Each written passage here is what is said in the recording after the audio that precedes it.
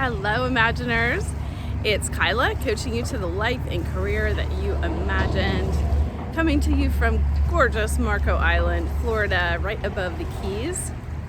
But unfortunately, I'm not here for a good reason. I'm in this beautiful paradise, but it's for a hard reason. And that's what I want to talk to you about today. The idea of 50-50. I used to believe that life was supposed to be 80-20. 80% happy and joyful, and I spent a lot of my life pursuing that construct. I didn't feel happy 80-20, and so I would do a lot of things to try and create that false 80%.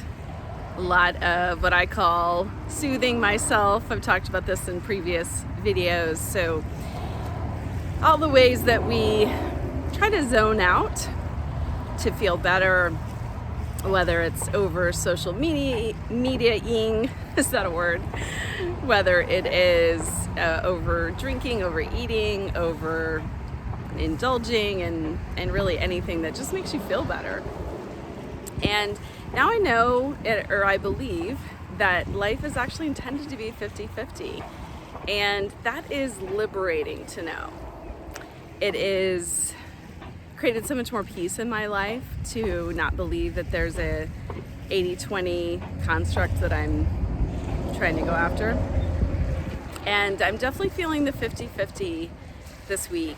Again, we're in this beautiful paradise, white sand beaches, on an island, on the water, beautiful weather, and yet we're here because a family member is very, very ill.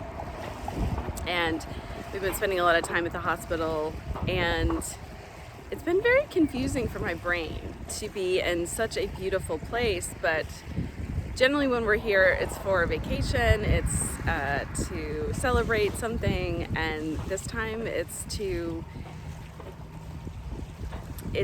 spend time with someone who is very, very ill. And I just wanted to talk about being present in that space, because I think sometimes when we're going through a hard time, it can be so easy to indulge in that soothing, to not want to feel whatever is going on, and the opposite of that, to not feel the good things as well.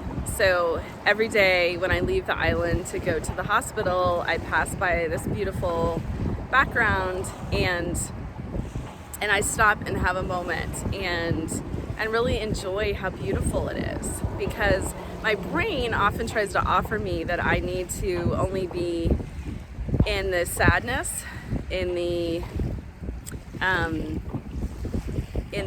moment with the person who is really ill. But in reality, that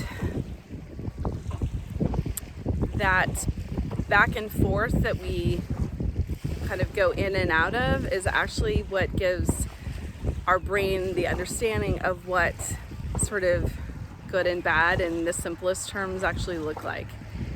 And I always think about the seasons, and oftentimes when we go from one season to another, we're really ready for that change, because the difference is something that we as humans really enjoy. And how could we know what joy is if we didn't know, unfortunately, what pain is as well?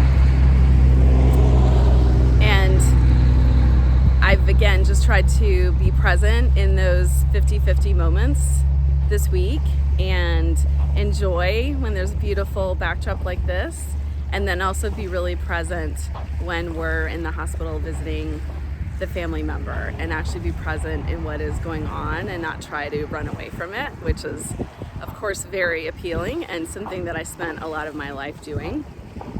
But again, knowing that contrast is what makes our lives beautiful. We don't want to be happy about everything.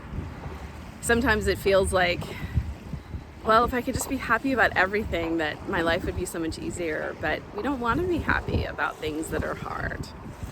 And yet when I pass by this beautiful backdrop every day, I want to be in this moment and actually be present with the beauty that I pass by. And then I want to go be present in a different kind of moment at the hospital. And again, that has provided so much liberation in my life, because I spent so many years trying to chase the dopamine hit, as it were, and always feel good and always feel happy. And in reality, my life is so much richer feeling everything. I don't know if you've seen Brene Brown's new HBO documentary or heard of her book called Atlas of the Heart, but it talks about the range, sorry, I'm on a bridge, near a bridge, the range of feelings that humans actually experience. And I think it's 82, which, we could probably name 10 kind of off the top of our head, but it's 82. And what if we were to feel more of those? And if you were to feel more of those, would you take a small step to the life that you actually want? So much of the reason I wasn't taking a step to the life that I wanted was not being willing to feel the things that didn't feel good. Fear of failure, fear of not knowing how to do something, potential humiliation. I'd gotten to be an expert at what I did, and why would I try something I didn't know if I could do? But really it was because I didn't want to feel the feelings that go along with that. But now I'm open to them all, because that is what my life needed to be able to pursue this dream career and life that I now have. It took stepping into those feelings. It took stepping into the contrast. And I promise you, my life is so much more colorful now, even though I still have to experience, just like everyone, these tough times. So on the road to your life and career imagined, I hope that you'll step out this week and feel some of those things that maybe you've been avoiding or pushing away. I promise that there's beautiful contrast on the other side. Take care, everyone.